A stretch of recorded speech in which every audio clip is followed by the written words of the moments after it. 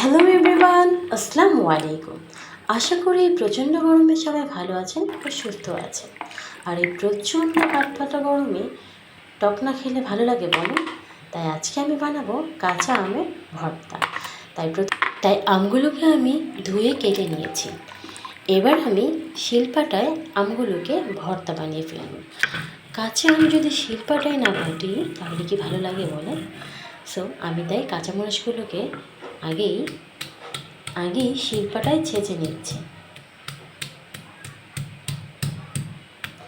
এই গরমে টক যতই খাওয়া যায় ততই ভালো লাগে, আর কাঁচা আম দেখলে জিভে তো জল চলে। আমগুলোকে খুব ভালো করে ভর্তা করে নেব।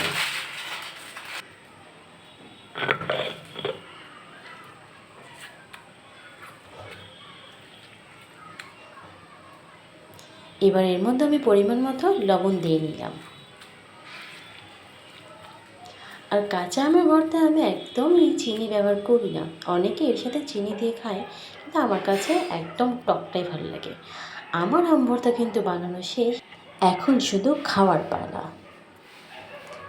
এতক্ষণ ধরে যারা আমার ভিডিওটি দেখছিলেন তাদেরকে অসংখ্য ধন্যবাদ, এবং যারা নতুন দেখছেন তারা অবশ্যই লাইক, কমেন্ট এবং সাবস্ক্রাইব দিয়ে আমার চ্যানেলটির পাশেই থাকবেন।